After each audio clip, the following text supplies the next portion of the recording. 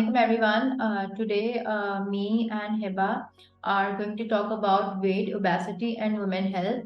And I welcome all of you, Dr. Aisha Ahmed, Dr. Aisha Basharat, Dr. Nabila, Dr. Shaista Bilal, Dr. Asma Basim, and our fitness trainer Abira. Welcome all of you. आज का जो हमारा topic है वो एक ऐसा topic है जिस पे यूजुअली लोग बहुत ज़्यादा बात करते हैं लेकिन टेक्निकलिटीज पे बात नहीं करते हैं। तो हम कोशिश करेंगे कि हम जितना जो मेन मेन पॉइंट्स होते हैं उसको कवर करें जो कि वुमेन हेल्थ के लिए इफेक्टिव होते हैं। और साथ में हमारे जो ये पूरा सेशन मॉडरेट करेंगी वो हिबा है। तो एज यू नो हिबा हमारी मैनेजर सर्विस मार्केटिंग है। तो yes Hiba start. Thank you so much, Atifa. And सबसे पहले I would like to thank all of you to join us on this platform and taking your precious time for us especially. So आज का जो topic है वो topic इस तरह से मैंने चूज किया था क्योंकि आजकल जहाँ देखो हमारे पास इनफर्टिलिटी की बात होती है, PCOS की बात होती है, ओबेसिटी की बात होती है। और ओबेसिटी किस बेसिस पे आती है? बिकॉज हम एक थर्ड एशियन कंट्री में रह रहे हैं और यहाँ पे जो हमारी जो डाइट है बेसिकली वो इतनी एक्यूरेट नहीं है और हम डाइट नहीं ले रहे होते जिसकी वजह से लीड करता है towards anemia and anemia lead करता है ओबेसिटी की तरफ। I might be wrong for this but these are the main scenarios के हमारा जो है वो ओबेसिटी का लेवल इतना बढ़ रहा है। तो जैसे पाकिस्तान का मैंने रिसर्च पढ़ी थी कि Pakistan comes at number 10 with the obesity. 50% जो पाकिस्तान की पॉपुलेशन है वो ओबीज है। तो उसके लिए मैं डॉक्टर नबीला अगर मैं आपसे पूछना चाहूँ तो क्या वजह है इतना ज़्यादा ओबेसिटी इंक्रीज करने की? और उसमें सबसे ज़्यादा स्पेशली हमारे विमेंस का जो रेशो है वो ज़्यादा हाई है। तो can you elaborate this point? Thank you.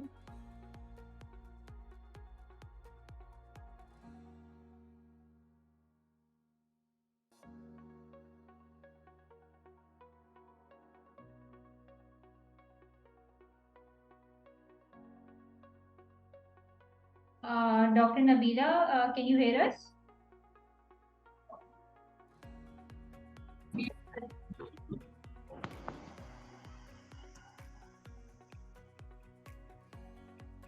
Doctor Shaista आप अगर इसको आंसर करें। आई थिंक डॉक्टर नबीला जो है वो कुछ इशू आ रहा है इंटरनेट का प्रॉब्लम। अच्छा, अस्सलाम वालेकुम। सॉरी मैं जरा ओपीडी में बिजी थी, पेशेंट थे तो इसलिए थोड़ा सा लेट ज्वाइन किया। कोई बात नहीं, नो वरीज। बस मैं इस पेशेंट को प्रिस्क्रिप्शन दे दूं? ओके बस ये आगे। वालेकुम सलाम। ये आपने ना ये सिरप कमर के लिए, ये जो इंजेक्शन आयरन वाला लगाना है, ये फारसी टीका लिखते हैं मैंने 4 सितंबर को लगाना है। ये टैबलेट ये बवासीर की है, ये और अच्छा डॉक्टर आयशा आप अगर इस सवाल का आंसर करते हैं। आयशा बशारत कि ओबेसिटी इतना ज्यादा परसेंटेज पाकिस्तान में इंक्रीज क्यों है और स्पेशली वुमेन्स के अंदर ओबेसिटी का जो रेशियो है वो इतना ज्यादा हाई क्यों है? Thank you Hiba.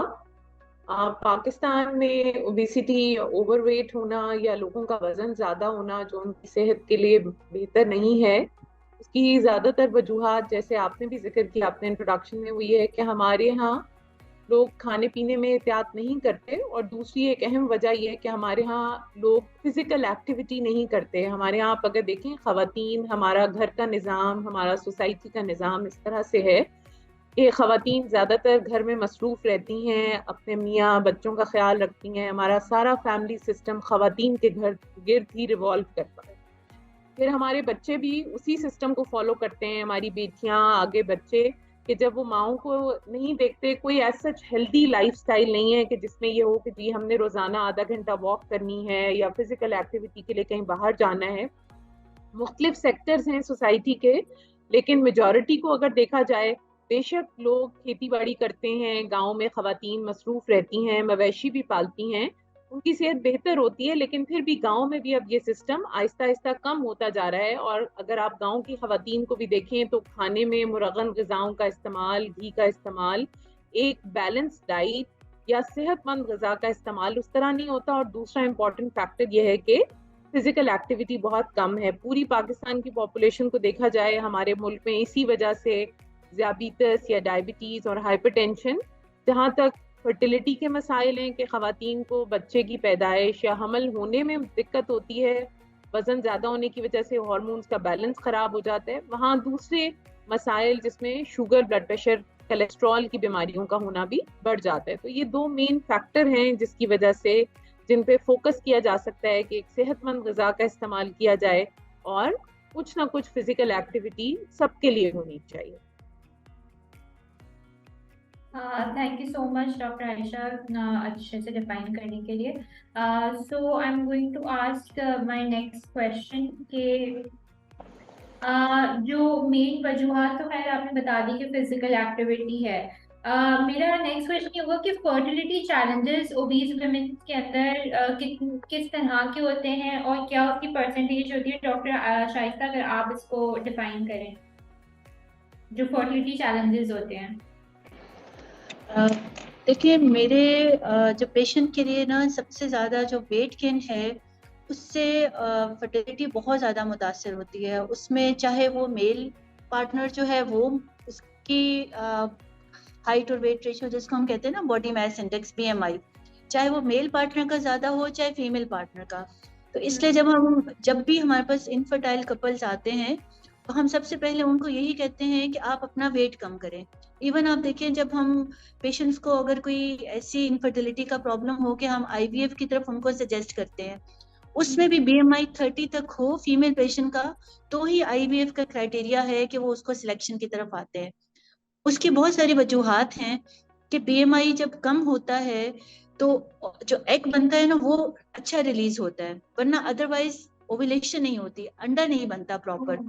ठीक है, उसके साथ साथ आइडियल BMI फॉर आइडियल मतलब कंसीविंग या आइडियल BMI होता है 19 से लेकर 25 तक।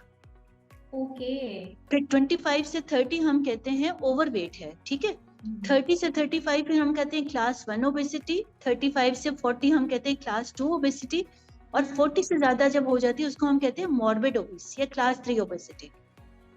अच्छा, ये हम एक तो इसलिए कहते हैं ना कि जब हम इतने हाई BMI के साथ अगर आप प्रेग्नेंट हो भी जाते हो ना तो आपको प्रेगनेंसी कॉम्प्लिकेशन भी बहुत ज्यादा होती हैं। यानी अगर हम मदर में देखें तो मिसकैरेजेस का रिस्क बहुत ज्यादा हो जाता है, डायबिटीज, हाइपरटेंशन, इनका रिस्क बहुत ज्यादा हो जाता है। फिर डिलीवरी, इवन सिजेरियन सेक्शन का रिस्क ज्यादा हो तो टांगों में खून जमने का, जिसको हम DVT कहते हैं, उसका रिस्क भी बढ़ जाता है। बच्चे को देखें तो बच्चे में एबनॉर्मेलिटीज का रिस्क भी हाई वेट के साथ बहुत ज्यादा हो जाता है। ओके, सो मदर का हाई वेट अगर होगा तो बच्चे के अंदर एबनॉर्मलिटीज का खतरा जी हो जी जाता है। एबनॉर्मेलिटीज का और मिसकैरेजेस का रिस्क फिर बहुत ज्यादा हो जाता है। तो इसलिए हम लोग यही काउंसिल करते हैं कि व्हेन यू एंटर प्रेगनेंसी तो आपका जो है ना BMI अच्छे नॉर्मल रेंज में हो, ताकि आपकी प्रेगनेंसी जो है ना वो अच्छे से और स्मूथली गुजरे। लेकिन और वो जो विदाउट कहते एनी हैं ना कि कॉम्प्लिकेशन। वो बहुत ज्यादा खाना पीने की तरफ बहुत ज्यादा लगा देते हैं प्रेग्नेंट वुमेन को, तो आई वुड से कि ये नहीं। सबसे नॉर्मल देखिए ना, वेट गेन ड्यूरिंग प्रेगनेंसी हम कहते हैं 10 से 12 kg आप जिसका नॉर्मल BMI है, और जिसका ऑलरेडी थोड़ा सा हाई हो ना उनको तो हम कहते हैं आपने 5 से 6 किलो से ज्यादा वजन नहीं बढ़ाना। उनको हम यही कहते हैं कि आप डाइटिंग तो नहीं हम उनको कह सकते करें, लेकिन हेल्दी ईटिंग करें। यानी take more proteins, fruits and vegetables and milk. Carbohydrate कम कर लें, यानी रोटी चावल कम कर लें, लेकिन प्रोटीन इंटेक अच्छा कर लें ताकि आपके जो है ना कमजोरी वगैरह ना हो। दूध ज्यादा पी लें, फल सब्जियां ज्यादा खा लें। तो वेट गेन हम उनको यही काउंसिल करते हैं कि आप ना इतना वेट गेन ना करें प्रेगनेंसी में, तो ताकि आइडियली आप ये कहना चाह रही है कि वेट जो है वो प्रेग्नेंट वुमेन का 5 से 6 किलो बढ़ना चाहिए आइडियली। नहीं, आइडियली 10 से 12 kg जिनका नॉर्मल BMI है। ओके, सही है। ठीक है, और जिनका BMI ऑलरेडी 30 से ज्यादा है उनको हम कहते हैं 5 से 6 किलो आप बढ़ाएं। ठीक है, ठीक है, हाँ ठीक जी। है। तो डॉक्टर आयशा, आप मुझे बताएं, डॉक्टर आयशा अहमद खान, कि obesity is not a disease as we all know, so it is the cause of gaining weight. Sometimes ये भी होता है कि बहुत सारी औरतें जो हैं वो नहीं खाना खा रही होती हैं फिर भी वेट गेन कर रही होती हैं, कभी वो खाना खाकर वेट गेन कर रही होती हैं, कभी वो एक्सरसाइजेस, मतलब वॉट एवर। आप एक नॉर्मल डॉक्टर के पास जाए, वो कहेगा भाई आप खाना ये 3 टाइम खाओ, ठीक है, कार्ब्स छोड़ दो, ये छोड़ दो, वेट आपका स्टक है। तो जो स्टकिंग वेट होता है, जहां पर आकर औरतें मुश्किल में आती हैं, तो उसको किस तरीके से केटर करना चाहिए? डॉक्टर आयशा अहमद खान, आपको मेरी आवाज आ रही है? देखिए, जब हम लोग डाइट प्लान बनाते हैं, जी मेरी आवाज आपको आ रही जी जी जी, आ रही है। है? अच्छा, जब वेट गेन और वेट लॉस जो है ना, इसकी अंडरलाइंग इश्यूज काजेज होती हैं। अब वेट गेन हो रहा है तो हम देखेंगे कि वो खाना, उसकी ईटिंग हैबिट क्या है, उसकी जो है एक्टिविटी का क्या कितना पोर्शन है उसका। तो ये हम इसको इवेल्युएट करते हैं। हम एकदम से किसी को देख के ये नहीं कह सकते कि खाना ज्यादा खा के इसका ओबेसिटी इसकी वजह से होगा। तो हम इवेल्युएट करते हैं, मेडिकल रीजंस भी हम उसके देखते हैं, टेस्ट वगैरह करवा के उसका अनीमिया वगैरह देख के कि अगर उसकी कहीं आयरन की नहीं या कोई और उसका अंडरलाइंग इशू तो नहीं है, थायराइड का कोई प्रॉब्लम तो नहीं है उसका। तो जब हमें पता चल जाए कि नहीं उसका कोई ऐसे ऐसे कोई एक्सरसाइजेस फिजिकल एक्टिविटी इंक्रीज करना, इस उसके ऊपर गाइड करेंगे। लेकिन हमें पता चले कि भाई इसका अगर कोई अंडरलाइंग मेडिकल कॉज है तो फिर हम उसको ट्रीट करके, क्योंकि अब देखें ना, एक जो है हमारे यहाँ पे अगर स्टेरॉइड ज्यादा ले रहे हैं तो वो उसका कशन सिंड्रोम हो जाएगा, वो भी लगेगी। अब वो ओबीस तो नहीं है, वो उसका उसका फिर हम वैसे ट्रीट। तो हमने डिफरेंशिएट करना है। हमारे पास कोई आएगी, पेशेंट आएगी या कोई क्लाइंट ऐसा आएगा, फिर उसके मुताबिक अगर उसका डाइटरी है तो उसका डाइट प्लान जाएगा, अगर उसका कोई मेडिकल रीजन है तो हम उसको मेडिकल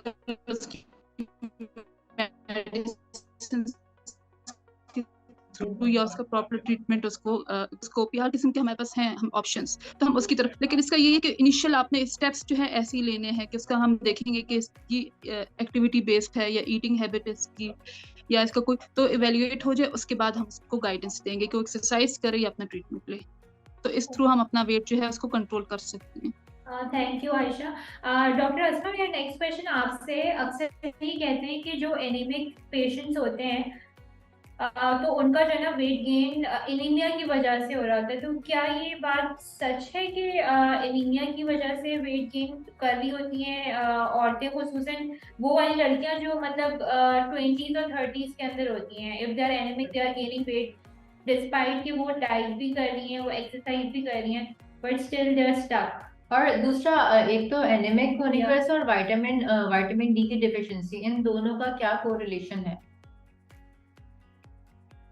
इसमें आपका माइक म्यूट है। एचबी कम होने से जब एनीमिया आपका आ रहा होता है तो उससे वेट गेन जो है इट इज मोस्ट टाइप के एडीमा आ रहा होता है, उसमें वेट गेन नहीं ज्यादा हो रहा होता है, जैसे पूरी बॉडी पे वो वाटर रिटेंशन नहीं हो रही होती, इस टाइप का वो होता है। तो इसीलिए हम लोग जब भी ये चीजें देखते हैं ना कि किसी की ओबेसिटी आ रही है तो उसको हम स्टार्ट से ही एवेल्युएट करेंगे कि ये गेन इसका हुआ कैसे है, कितने टाइम पीरियड के दौरान में हुआ है। ये सारी चीजें जब हम उसकी रूल आउट करते हैं तो जैसे डॉक्टर आयशा ने बताया है कि हम उसकी अंडरलाइन कोई कॉज है, थायराइड या हार्मोनल कोई इशू है, वो भी देखते हैं, डाइटरी पैटर्न भी देखते हैं, उसकी फिजिकल एक्टिविटी भी देखते हैं कि कितनी उसकी है रूटीन में। इसके अलावा जैसे हम लोगों के आजकल स्लीप पैटर्न जो बहुत खराब है, रात को जागना, वो भी आपके हॉर्मोन्स पे बहुत बुरा इफेक्ट होता है, उससे भी आपकी बॉडी का सारा जो सिस्टम है वो खराब होता है। तो जो एचबी का है डायरेक्टली हम उसको ये नहीं कह सकते कि वेट गेन है, उसमें एडीमा ज्यादा आ रहा होता है। लेकिन जब किसी का भी हम ट्रीटमेंट की तरफ जाते हैं कि जी इसकी ओबेसिटी को ट्रीट करना है, इसको गाइडलाइंस देनी है, तो हमने ये चीजें साथ में इन्वेस्टिगेशन थोड़ी बहुत करवा लेनी चाहिए कि आइदर इसको एचबी की, अगर हम जो डाइट बता रहे हैं उसमें एचबी वाली फिर हम डाइट ऐड करेंगे, कार्ब्स को कट ऑफ करेंगे, ये सारी चीजें फिर हम देख के चलते हैं। बाकी कैल्शियम लेवल और विटामिन डी तो मोस्टली पाकिस्तानी जितने भी हैं उनका लो ही आ रहा होता है। कैल्शियम अगर किसी का कम आ रहा है तो वो फिर हम उनका बढ़ाएंगे और उनको थोड़ा ये भी बताएंगे कि धूप में भी थोड़ी देर जाएं। जैसे अब आप लोग भी हैं, आप लोग मोस्टली सारा दिन ऑफिस के अंदर होते हैं, सनलाइट से एक्सपोजर आपका बहुत कम है, तो आपको बीच बीच में थोड़ी देर के लिए बाहर जाना चाहिए, क्योंकि आप लोग तो मेरे ख्याल मॉर्निंग में आते हैं और रात को वापस जा रहे होते हैं। तो कराची और इस्लामाबाद में तो इस किस्म का लाइफस्टाइल है, हमारे पंजाब में ये अभी इतना नहीं है। ज्यादातर जैसे 8 to 2 है या कोई फील्ड जॉब में है तो उनको एक्सपोजर जो है सनलाइट से एनफ हो जाता है, तो विटामिन डी का इतना इशू नहीं आता। अच्छा, दूसरा सवाल मैं डॉक्टर आयशा बशारत से पूछना चाहूंगी। मोस्टली ये होता है कि आप मतलब you are following every routine and doing every stuff, तो but still you don't lose your weight और थिंग्स, तो फिर आपको लेट पता चलता है कि जैसे कि आपको डिस्कवर होता है कि आपको पीसीओएस है, जो कि already there was somewhere in your body but now it's dominant in your body because you are in the mood of having a baby. So how you can control that kind of stuff? Like PCOS में तो आपको पता है weight gain is the first thing जो कि होती ही होती है. अच्छा देखिए, इस चीज को थोड़ा सा इस लिहाज से भी समझने की जरूरत है। जैसे आपने खुद ही कहा कि पहले वेट गेन था, वेट स्टक हो गया, although they were following A diet plan और वो एक एक्सरसाइज प्लान भी फॉलो कर रहे होते हैं। लेकिन बाद में जब वो प्लान करना चाहते हैं प्रेगनेंसी, तो उनको पता चलता है कि जी इतना ज्यादा वजन था लेकिन पीसीओएस भी थी और पीसीओएस डायग्नोज हो जाती है। बेसिकली पॉलीसिस्टिक ओवरी सिंड्रोम या पीसीओएस जिसे हम कहते हैं, बहुत सारी खवातीन जब हमल के लिए अपने टेस्ट कराने आती हैं, पता करने आती हैं कि शादी को 1 साल हो गया है, 2 साल हो गए, हमल क्यों नहीं ठहर रहा, तो डॉक्टर साहब उन्हें अल्ट्रासाउंड करके और कुछ खून के टेस्ट करके ये बताते हैं कि जी आपके अंदर ये बीमारी है, आपकी ओवरी में सिस्ट है, लेकिन इसकी मेन वजह यह है कि आपका वजन एक खास मिकदार से ज्यादा है, आपके कद के हिसाब से ज्यादा है, बॉडी मास इंडेक्स जो आपका कैलकुलेट हुआ वो ज्यादा है और आप इस वजन को कम करें।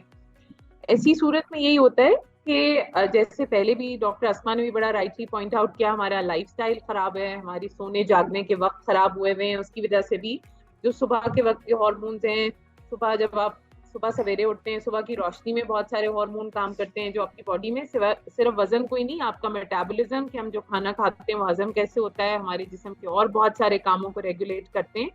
और जैसे डॉक्टर आयशा ने भी कहा कि हम थायराइड डिजीज को भी रूल आउट करते हैं जब आप वेट लॉस करते हैं। एक चीज जो बड़ी जरूरी है वो ये है कि जो वेट लॉस प्लान मेरे लिए काम करेगा वो आपके लिए नहीं करेगा, वो डॉक्टर आयशा के लिए नहीं करेगा, डॉक्टर अस्मा के लिए नहीं करेगा। मेरी और आपकी लाइफस्टाइल में बहुत फर्क है। आपका 9 to 5 ऑफिस जॉब है, मैं 9 to 5 हॉस्पिटल में मरीज देखती हूँ, शाम को घर जाके क्या काम करती हूँ। तो इसके लिए फिर बड़ा इंपॉर्टेंट हो जाता है कि हम एक न्यूट्रिशनिस्ट को बीच में लाते हैं जो इस काम के लिए एक्सपर्ट्स हैं, जो आपकी बॉडी के वेट, आपकी साइज, आपकी मेजरमेंट्स के हिसाब से आपका न्यूट्रिशनल काउंट निकालते हैं, आपको एक दिन में कितनी कैलोरीज चाहिए और आपके लिए आपको सजेस्ट करते हैं। अगर आप प्रॉपर एक्सरसाइज नहीं कर सकते, आपकी 9 to 5 जॉब है, obviously there is no time कि आप बाहर निकालेंगे एक्स्ट्रा आधा घंटा, ऑल्दो निकालना चाहें तो निकाले भी कि सुबह नमाज के साथ आधा घंटा वॉक कर लें। Walk is the best exercise जो हर में से हर कोई कर सकता है और जो सारे मसल्स को इस्तेमाल करेगी। तो coming back to the point कि पीसीओएस है, पीसीओएस का इलाज भी इसी चीज में है कि आप अगर आपका वेट एक जगह स्टक हो गया, आपको लगता है कि नहीं मैं डाइट में भी कंट्रोल कर रहा हूँ, बैलेंस डाइट खा रहा हूँ, मुनासिब ग़िज़ा है जिसमें हर चीज का इक्वल प्रोपोर्शन है, पोर्शंस वाला खाना है, कार्बोहाइड्रेट्स या निशास्ता भी है, प्रोटीन्स भी हैं, पानी भी है, मीठा या फैट को भी कंट्रोल किया हुआ है, और मैं आधा घंटा वॉक भी कर रही हूँ लेकिन वेट एक जगह स्टक है, तो फिर डेफिनेटली हम एक न्यूट्रिशनिस्ट की हेल्प लेते हैं अपने साथ, जो कि आपके वजन के हिसाब से आपके लिए कैलोरी काउंट निकालेगा, पूरे दिन में आपने कितनी कैलोरीज लेनी है और कितनी फिजिकल एक्टिविटी उसको बैलेंस करेगी, कितनी कैलोरीज आप एक दिन में बर्न करेंगे, तो वो उसका एक बैलेंस निकल के हमारे पास आ जाए। Okay, thank you so much doctor Ayesha. मेरा नेक्स्ट क्वेश्चन अबीरा से। अबीरा हमारे साथ यहाँ फिटनेस ट्रेनर है। जैसे कि डॉक्टर आयशा ने हमें बताया कि कैलोरी काउंट से जो है हम वेट कंट्रोल कर सकते हैं, तो कैन यू एलैबोरेट किस तरह से आप एक वुमेन का कैलोरी काउंट निकालते हैं? क्या बाकी इस सब चीज़ों से लाइक वेट रिड्यूस होता है क्या? एक नॉर्मल हाउसवाइफ जो एक जिम नहीं आ सकती, ठीक है, तो what do you suggest कि how she can maintain her weight at home and doing the house chores? Yeah. अस्सलाम वालेकुम। अच्छा देखिए, हाउस वाइफ पे तो बहुत सारी आपकी जिम्मेदारियां होती हैं, बट ये जो डॉक्टर आयशा ने कहा कि हम कैलोरीज से हम वेट डाइट प्लान बनाते हैं, तो अगर वो डाइट प्लान फॉलो करें प्रॉपर तो इंशाल्लाह उनका वेट जो है जाएगा। बट जो है फॉलो नहीं कर पाती, क्योंकि बहुत सारी जो लड़कियां होती हैं ऑफिस जॉब करती हैं, तो उनका ये होता है कि वो ऑफिस में, जैसे मतलब ऑफिस में कहीं 9 to 5 उनकी जॉब है, वहाँ उन्होंने जंक फूड मंगवा लिया और हम बना नहीं सके, लेके जा नहीं सके। ये एक बहुत बड़ा रीजन है कि आप जिम तो कर रहे हैं, साथ साथ एक्सरसाइजेस भी कर रहे हैं, पर्सनल ट्रेनिंग भी आपने ली हुई है, बट आप अपनी कैलोरीज और ये अपना डाइट को आप मेंटेन नहीं कर पा रहे, इस वजह से कि ऑफिस जॉब है, कोई हाउस वाइफ है। तो जैसे आयशा ने कहा कि रूटीन बहुत आउट है, कोई एक्टिविटी नहीं है, 9 to 5 वाली अगर ऑफिस जॉब करिए तो उसकी एक जगह एक सिटिंग एरिया में उसको बैठना और आप वहीं क्या पर सजेस्ट करते हो कि घर में वो किस तरह से अपना वेट मेंटेन जैसे कोई औरत प्रेग्नेंट है तो वो घर में कोई ऐसी एक्सरसाइज कर सकती है ड्यूरिंग प्रेगनेंसी। वैसे भी 3 मंथ्स में तो फर्स्ट ट्राइमेस्टर में अलाउ ही नहीं करते हैं, ठीक है। उसके बाद वो कोई ऐसी एक्टिविटी कर सकते हैं जैसे कि बाहर की हम यूजुअली औरतों को देखते हैं जो अफ्रीकन है, अमेरिकन है, वो वेट्स भी उठा रही होती हैं, डंबल से भी खेल रही होती हैं। हमारे यहाँ की औरत से तो पोछा भी नहीं लगता ना, तो वो सब कुछ कर रही होती हैं। तो ऐसी कोई एक्टिविटी, कोई ऐसी एक्टिविटी हो तो स्क्वाट्स हो, जो कि इस तरह की कोई एक्टिविटी हो जो वो कर सके। 3-4 ऐसी कोई एक्सरसाइज के आप नाम बता सकते हो कि जो उसको हेल्पफुल करें।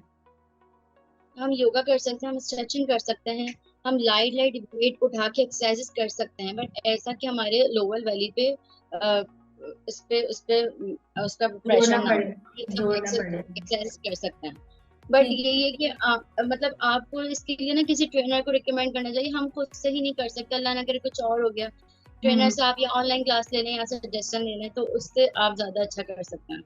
ठीक है, तो इससे ये है कि आपको जरूरी नहीं है कि जो जैसे कि हम जैसी औरतें हैं, जो डॉक्टर्स भी हमारे पास हैं 24 घंटे हॉस्पिटल में होते हैं, इनकी सर्विस ऐसी है, तो हमें जरूरी नहीं है कि हम जिम रोज जाएं। हम एटलीस्ट अपनी लाइफ का 1 घंटा मुकर्रर कर दें और उस टाइम पे हम एक्टिविटी करें। Whatever is a lazy walk, it is something like that, but we have to do it, right?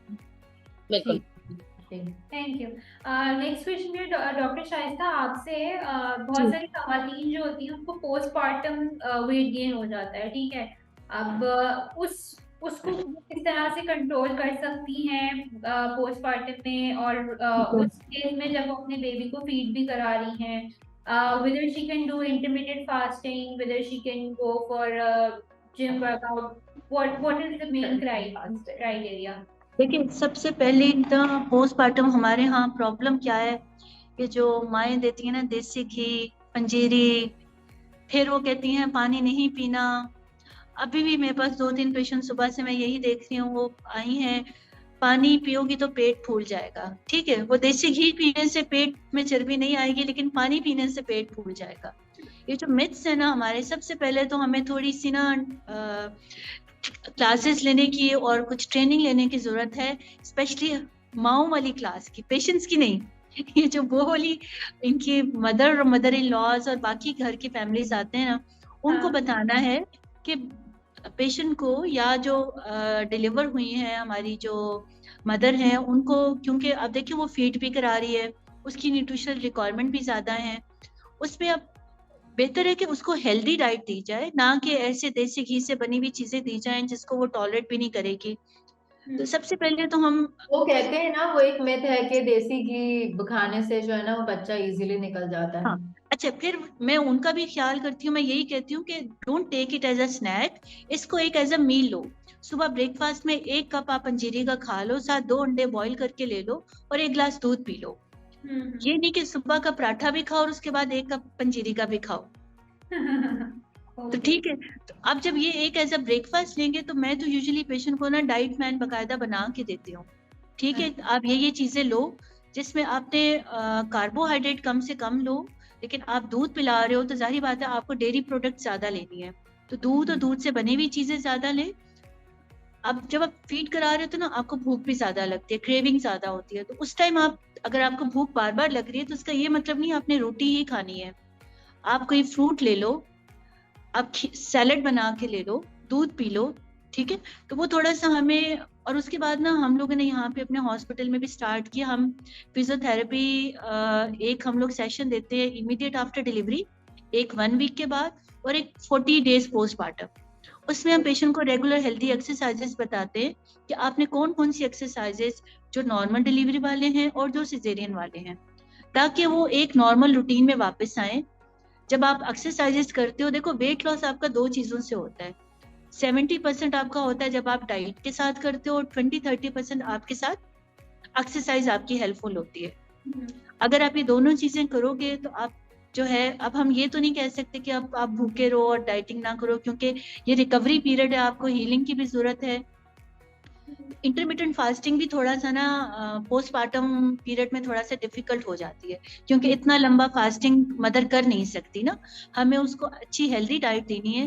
लेकिन मोस्टली यही है कि अब पेशेंट आते हैं, हम बर्गर कब खा सकते हैं, हम KFC कब खा सकते हैं, हम पिज्जा कब खा सकते हैं। अब एक पेशेंट थी, उसको मैंने ऑपरेट का टाइम दिया था 2 दिन पहले, आपने मुझे अब खाने तो देना नहीं, अब मैं पहले KFC खा आई हूँ।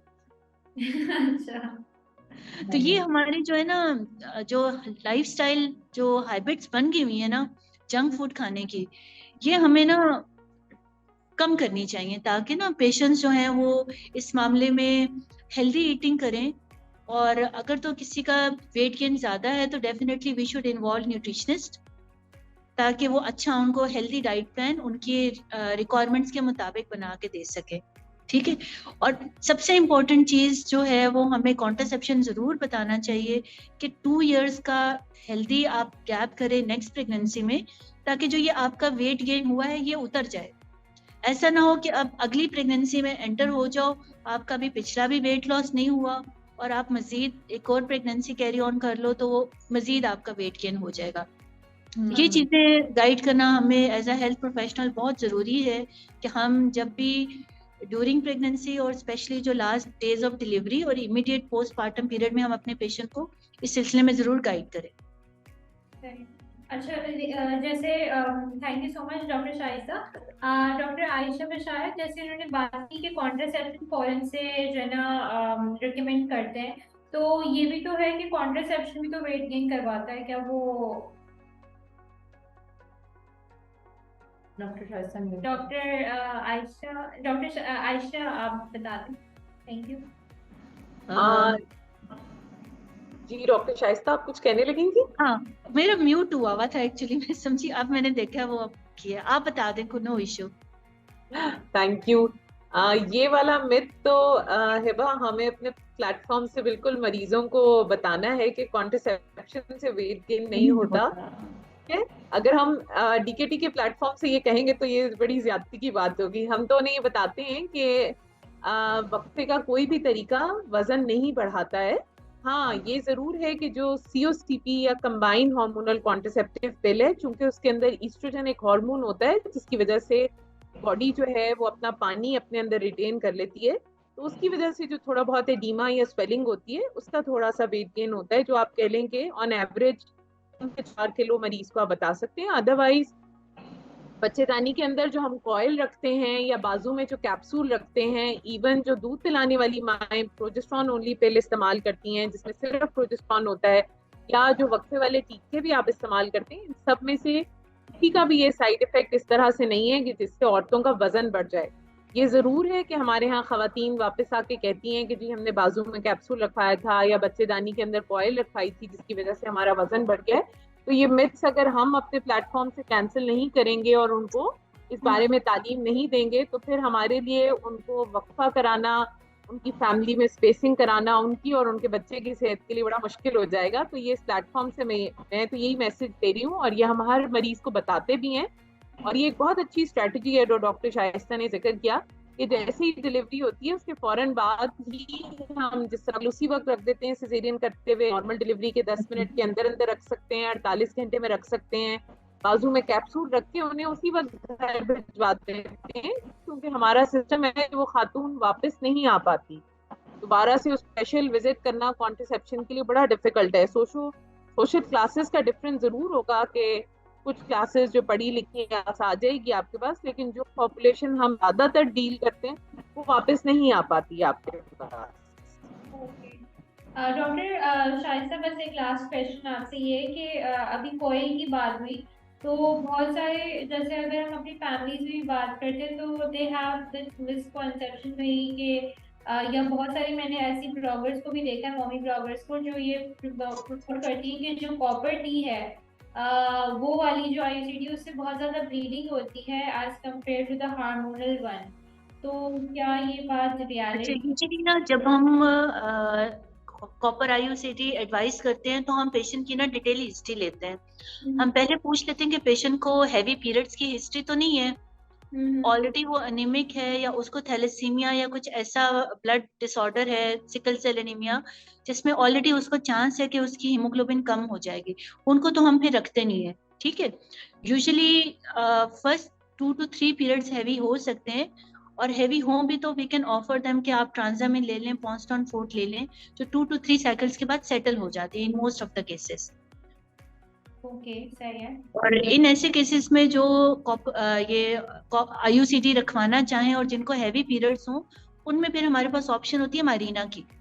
अच्छा, ओके, यानी उनको हम वो ऑफर कर सकते हैं। मारीना वर्क्स एट बोथ, क्योंकि वो प्रोजेस्टेरोन हार्मोन सिक्रीट करती है, तो वो मेनोरेजिया जो हैवी पीरियड्स हैं उनके लिए भी हेल्पफुल हो जाती है, और साइड बाय साइड वो एज अ कॉन्ट्रासेप्टिव भी 5 इयर्स के लिए वो इफेक्टिव होती है।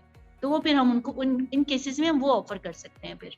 लेकिन मेजरली हम कॉपर टी की तरफ रेफर कर सकते हैं ना, बिकॉज वो नॉन हार्मोनल है, तो इट्स कंप्लीटली सेफ और सिर्फ हाँ, वेट गेन डेफिनेटली। और मोस्ट ऑफ द पेशेंट उसके लिए ना बड़े अच्छे सिलेक्ट वो चूज करते हैं उस मेथड को।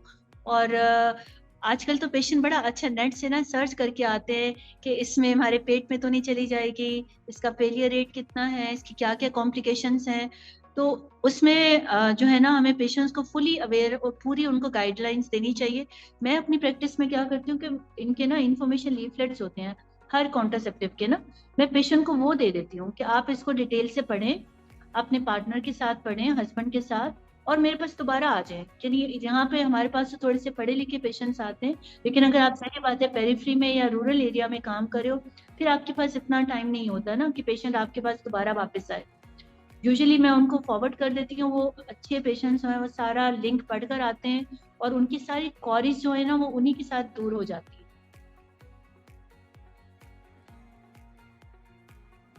Thank you doctor Shaista. Ayesha, मेरा आपसे सवाल है डॉक्टर आयशा अहमद से। जैसे कि उन्होंने बात की कि अर्बन एरियाज में तो फिर भी लोग मान जाते हैं कॉपर टी यूज करने से एंड ICD लगवाने से। आप रिमोट एरियाज में काम करते हो सर्विंग एंड रिप्रेजेंटिंग DKT, तो आपका ओवरऑल एक्सपीरियंस कैसा है वहाँ पे? एक्सेप्टेंस कैसी है आफ्टर द डिलीवरी ICD के लगवाने की? देखिए, आजकल जो बिहेवियर चेंज है ना वो हो गया है। पहले कन्विंस करना पड़ता था पोस्ट डिलीवरी आपको कि आप कोई भी कॉन्ट्रासेप्शन लें, उसमें उनके थोड़े से मिथ्स होते थे या उनकी अपनी कोई रिजर्वेशंस होती थी। आजकल लोग जो हैं बिहेवियर चेंज काफ़ी हो चुका है, वो खुद से आके आपको कहते हैं कि हमें कोई कॉन्ट्रासेप्टिव दे ताकि हम लोग उसके लिए या गैप करें या फैमिली लिमिट करें। तो अगर आप कहते हैं कुछ परसेंट ऐसा है जिनकी अभी भी वैसी हैं कि उनकी फैमिली कंप्लीट है, वो उसके ऊपर इतना बिलीव नहीं करते, लेकिन बिहेवियर चेंज बहुत ज़्यादा हम लोग देख रहे हैं फील्ड में, रिमोट एरियाज में।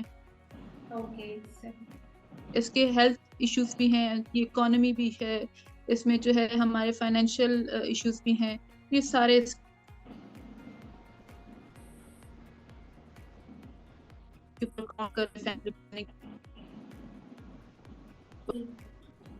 फैमिली। मैंने जी स्टार्ट हिबा। में एक क्वेश्चन किया था विटामिन डी और उसका। तो जैसे कि विटामिन डी और जितना हमारा आयरन है, इसको अगर कोई कंसीव करना चाहता है और उसकी ओबीज भी है पर्सन, तो उसको इस पे किस तरह से ओवरकम करना चाहिए? लाइक या तो उनको कोई इन्फ्यूजन करवानी चाहिए, या तो कोई मल्टी वाइटामिन की टैबलेट्स देनी चाहिए, या तो कुछ अलग, या तो क्योंकि ये बातें तो हो गई कि ये हमें खाने पीने में एहतियात और ये सब करना चाहिए। इसके अलावा अगर विटामिन डी का, क्योंकि जैसे डॉक्टर ने कहा कि विटामिन डी का तो हर किसी में ही होता है, जब आपको डॉक्टर बताते जाएंगे कि भाई आप में विटामिन डी की कमी, तो आप कहते हो तो हमें भी है, हमारी अम्मा भी थी, उनकी अम्मा में भी है। तो what is the main cause that we can treat something like easily, like what a layman can do for this? Anyone can answer और एनीवन कैन टेल मी। उसमें एक तो हमें पेशेंट्स को ना एडवाइस करनी चाहिए कि फॉलिक एसिड वो जरूर लें, और स्पेशली जो जिनका वेट ज्यादा होता है, pre conception 5 milligram folic acid जिनका BMI 30 से ज्यादा हो उनके लिए रिकमेंडेड है, ताकि हम बेबी में एबनॉर्मेलिटीज का रिस्क कम कर सके। ठीक है। दूसरे नंबर पे जब हमारा विटामिन डी की डेफिशिएंसी तो सब में ही है, तो हमें विटामिन डी उनको रूटीन में स्टार्ट करवा देना चाहिए। उससे मिसकैरेजेस का रिस्क भी कम हो जाता है और बेबी की ग्रोथ भी अच्छी होती है प्रेगनेंसी के दौरान। अच्छा, ठीक है। और साथ जी जी जी, बोले बोले, हाँ बोले। हाँ जी, फिर साथ उनको जैसे हेल्थी ईटिंग और लाइफस्टाइल चेंजेस, वो तो हमें जरूर एडवाइस करनी चाहिए कि आप जो है, जैसे मैंने पहले भी कहा था कि आपने प्रेगनेंसी में यानी एक्सरसाइज, हैवी एक्सरसाइज तो हम नहीं रिकमेंड करते, लेकिन एटलीस्ट डेली वॉक तो वो कर सकते हैं। ठीक है। और हाँ जी, आप पूछिए, आप क्या कर। अबीरा, आपसे मुझे क्वेश्चन था। Abira, are you there? Hello Abira. हाँ अबीरा, आपसे एक क्वेश्चन था मुझे कि जैसे कि एक नॉर्मली हम कौन सी ऐसी एक्सरसाइजेज हैं जो डेली लाइफ में हम कर सकते हैं, मतलब जो कि इजीली घर में हो जाती हूँ, मतलब उसके लिए कोई हार्ड एंड फास्ट कोई जिम ना जाना पड़े, कुछ नहीं, कोई 2 से 3 ऐसी एक्सरसाइज बता दें जो हमारी औरतें घर में कर सकती हैं इजीली। ठीक है। और अगर बाद में अगर होगा तो आप उन एक्सरसाइज के लिंक्स भी दे दीजिएगा, हम अपने वेबिनार में शेयर कर देंगे तो बहुत ही इजी हो जाएगा। तो आप कोई 2-3 ऐसी एक्सरसाइज बता दें आसान अल्फाज में जो कि औरतें कर सकती हों। और वन मोर थिंग अबीरा, दूसरा ये कि यूजुअली हम डिटॉक्स की तरफ भी लेके Detox जाते water. हैं, detox water. What kind of detox water women can made at home easily, और क्या प्रेफरेबल है कि कौन किस वक्त पे वो ले, because timing matters I Matters a lot. Believe. तो अगर आप उसको भी हाईलाइट कर दोगे तो that would be great for our audience as well.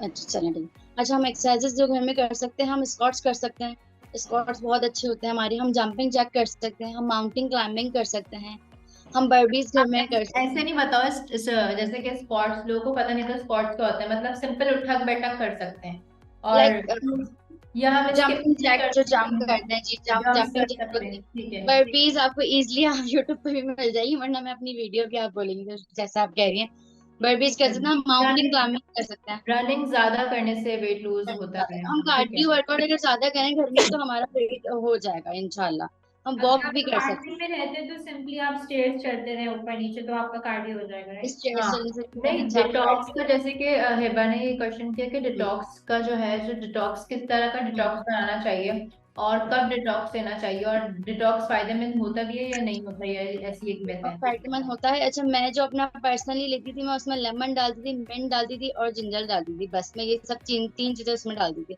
और कभी कभी तो मलुंदा ऐड कर लिया करती थी, तो वो मैं आफ्टर अपनी क्लास के पीती थी, तो वो मुझे बहुत बहुत अच्छा लगता था और काफी मैं अपने क्लाइंट्स को भी रिकमेंड करती थी और उससे फायदा भी होता है आपका। तो आफ्टर वर्कआउट पीना चाहिए या बिफोर वर्कआउट या अर्ली मॉर्निंग में उठ के क्या पीना चाहिए?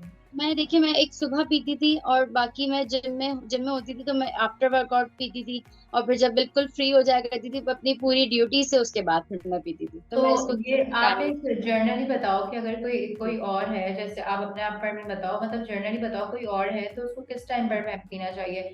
सुबह अर्ली मॉर्निंग निहार मुंह पीना अर्ली चाहिए? मॉर्निंग, निहार अर्ली मॉर्निंग, अर्ली मॉर्निंग, ठीक है। अर्ली तो मॉर्निंग। लीटर तो ज़्यादा अर्ली मॉर्निंग पी नहीं सकते, 1 कप या हाफ कप आप हाँ, पी। एक कप, आप एक ग्लास ले लें, एक कप बहुत छोटा हो जाएगा, एक ग्लास पी लें। 1 गिलास पी लें, ठीक है, सही है। तो यूजुअली तो हम ये सब करते ही रहते हैं, मिस के ये बना लिया, शहद डाल दिया, लेमन डाल दिया, सब पी लिया, फिर भी वेट लूज नहीं होता। तो इट्स लाइक के we can try these suggestions also. तो आई थिंक